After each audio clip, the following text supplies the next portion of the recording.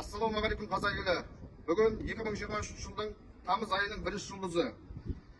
Құрметті Қазақстан Республикасының президенті Қасым-Жомарт Кемелұлы Тоқаев мырзаға, Маңғыстау облысының әкімі Нұрлан Асқарұлы Ноғаев мырзаға, Қазақгаз ұлттық компаниясы директоры Санжар Серікбайұлы Жаркешевке үндеу.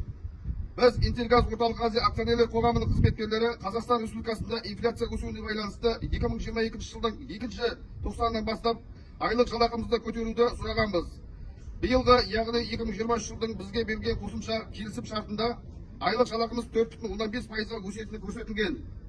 Қазақстан Республикасының 2023 жылғы инфляция көрсеткіші 20,3%, азық-түлік 25%-ға, тұрмыстық қажеттіліктер 19,5%-ға және коммуналдық қызметтер тарифтерінің өсуін ескере отырып, айлық жалақымыз азық-түлік пен тұрмыстық қажеттілікке жетпеуіне байланысты осы жылдың қаңтар айынан бастап айлық жалақымызды 100%-ға өсіруін жазбаша түрде хат жолдап сұрағанбыз.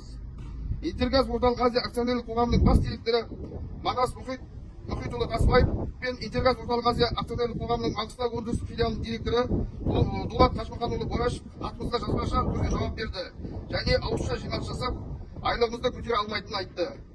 Құрметті Қазақстан Республикасының президенті Қасым-Жомарт Кемелұлы Тоқаев мырза, біздің 7 айдан бергі жазбаша жазған арыз талаптарымыздың оң шешімін таппағандығын мәлімдейміз.